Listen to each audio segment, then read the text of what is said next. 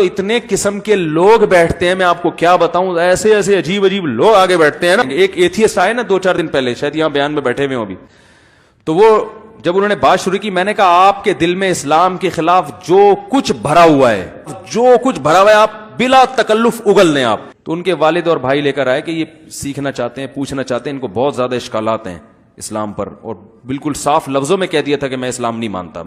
اشکالات کرنے لگے, یہ کیا ہے, یہ کیا ہے, یہ جو بھی ان کے اسٹائل تھا نا, ٹھیک ہے نا. اور اسلام نے جو ہے وہ کیا نام ہے, وہ کھڑے ہو کر پانی پینا منع ہے, حالانکہ اس کا تو میڈیکلی کوئی نقصان ہی نہیں ہے. میڈیکل سائنس کہتی ہے کھڑے ہو کر پیو, بیٹھ کر پیو. میں نے کہا یہ جو آپ نے کپڑے پہنے ہوئے ہیں, اگر کپڑے اتار کے بیٹھے تو میڈیکلی کوئی نقصان ہے اس کا؟ میں نے کہا میڈیکلی کوئی نقصان ہے؟ کوئی ڈاکٹر سے رپورٹ لکھوا کے لائیں, جو آدمی ننگا گھوم رہا ہو صحت خراب ہو جاتی ہے اس کی.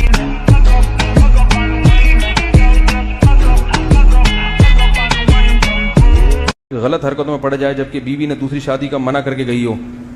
بیوی زندگی میں دوسری شادی کا نہیں منع کر سکتی, تو مرنے کے بعد کہاں سے منع کر سکتی ہے؟ حقیقت ہے نا. وہ بعض عورتیں اپنے شوہر سے ایگریمنٹ لیتی ہیں کہ اگر میں مر گئی تو آپ شادی کریں گے, تو آپ اس کو ابھی نہ بتائیں کہ کروں گا, ورنہ مر جائے گی وہ. آپ اس کو ٹوپی کرا دیں, بولیں تم یہ بول. دیکھو خواتین بہت ہوشیار ہوتی ہیں. یہی بات اگر شوہر کرے نا کہ بیگم اگر میں مر گیا تو تم شادی تو نہیں کرو گی, تو توبہ توبہ کیسی باتیں کر رہے ہیں آپ ہیں؟ کیوں مرنے کی باتیں کیوں کر رہے ہیں آپ؟ اللہ آپ کو زندگی دے, اللہ میرے بچوں کے باپ کا سایہ ان پر تادیر قائم رکھے, ٹھیک ہے نا, ایسی بات. تو آپ بھی ایسے ہی کیا کریں. بیوی جب کہ اگر میں مر گئی تو آپ شادی کریں گے, تو توبہ توبہ, تو استغفر اللہ استغفر اللہ. بیگم کیا باتیں کر رہی ہو تم, آئندہ یہ موت کا لفظ زبان پہ نہیں لے کے, اور دل میں نیت کریں تو مر کے دیکھ.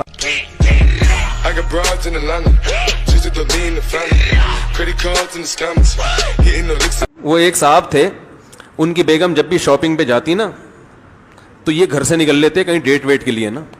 تو بیگم گھر فون کر کے پوچھتی, بیگم نے کہا ہوا تھا کہ میری غیر موجودگی میں گھر سے باہر نہیں نکلنا. اس کو پتا تھا ان کی حرکتیں ٹھیک نہیں ہیں, تو وہ کہتے میں گھر پہ ہی ہوں. اچھا گرائنڈر مشین چلاؤ, جس سے اندازہ ہو جائے گا کہ گھر پہ مشین چلاتے, وہ بھائی کنفرم ہو جاتا.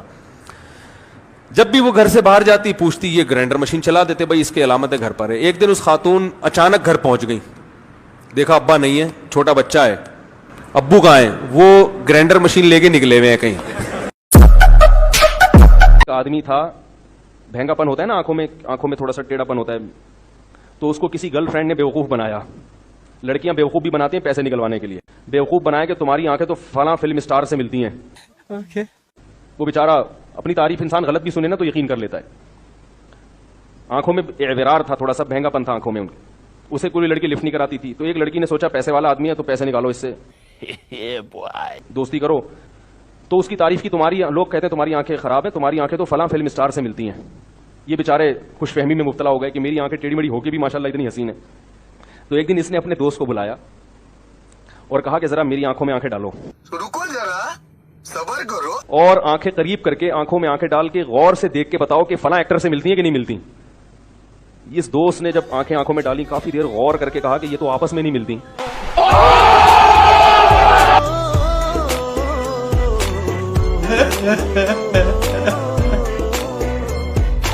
اب کیا ہے جناب, وہ جب بارات جا رہی ہے تو بارات میں دیکھا کہ ایک چوہا ناچ رہا ہے, بڑا ڈشن کر کے نا خوب گھوم رہا ہے, رقص کر رہا ہے اور بڑا ناچ رہا ہے. وہ شیر دولہا بنا ہوا بیٹھا, تو اس کی نظر پڑ گئی چوہے پہ, غصے سے لال پیرا ہونے لگا نا. اس وقت تو اس نے کچھ نہیں کہا, اس نے کہا ابھی دیکھو شادی ختم ہوئی پھر میں پکڑتا ہوں اس لومڑی کو, پکڑتا ہوں میں, یہ کیوں اس گھٹیا جانور کو کیوں آنے دیا اس نے. شیر کی شادی ہو رہی ہے, مذاق تھوڑی ہے. اب چوہا ناچے جا رہا ہے. بالآخر جب رخصتی ہو گئی شیرنی کی, شیر نے لومڑی کو بلا کے انکوائری کی, یہ کیا مذاق ہے, میں نے تجھے منع کیا تھا, کوئی گھٹیا جانور نہیں آنا چاہیے. لومڑی نے کہا حضور غلطی ہو گئی. شیر نے کہا گرفتار کر کے لاؤ چوہے کو. چوہے کو گرفتار کر کے لایا گیا. شیر نے پوچھا تجھے شرم نہیں آتی, تو میری شادی میں ناچ رہا ہے؟ تو چوہے نے کہا زیادہ شور نہیں مچا, شادی سے پہلے میں بھی شیر ہی تھا.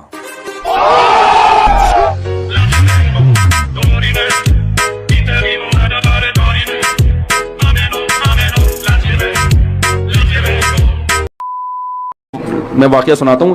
ایک شاعر گزرا ہے فرزدق, یا جاہز معتزلی کچھ وہ تھا, دونوں میں نام میں مجھے ابھی یاد نہیں ہے. وہ بہت ہی بصورت تھا, بہت ہی بصورت. ایک دن وہ بازار میں ٹہل رہا تھا تو ایک بڑی خوبصورت عورت آئی اور اس کا ہاتھ پکڑ کے اس سے کہا میرے ساتھ چلو. یہ بڑا خوش ہو گیا کہ مجھے تو دنیا میں کوئی کبھی پوچھتا ہی نہیں ہے, میری شکل اتنی خراب ہے, آج اتنی خوبصورت عورت مجھے لے کے جا رہی ہے. یہ چل پڑا اس کے ساتھ. تو ایک تصویر کی دکان پہ گئی اور دکان والے سے بولا ایسا, یہ کہہ کے واپس آ گئی. وہ بڑا پریشان ہوا, بھائی یہ کیا ڈرامہ ہے. مجھے یہاں دکان پہ کھڑا کر گئی اور دکان والے سے کیا بول کے گئی ہے, ایسا. تو اس جاہز معتزلی نے دکان والے سے پوچھا بھائی یہ کیا ماجرا ہے. تو اس دکان والے نے کہا یہ عورت میرے پاس آئی تھی اور مجھے کہنے لگی شیطان کی تصویر بنا دو. ہے بھائی, کیا بنا دو, شیطان کی تصویر بنا دو. تو میں نے کہا کہ بھئی شیطان کیسا ہوتا ہے. تو یہ کافی دیر سمجھا رہی تھی, ایسا ہوتا ہے, یوں آنکھیں ہوتی ہیں, ناک ٹیڑھی ہوتی ہے, یہ ہوتا ہے. تو میری سمجھ میں نہیں آ رہا تھا. تو اس نے تمہیں لا کے کھڑا کر دیا کہ کیسا ہوتا ہے, ایسا ہوتا ہے.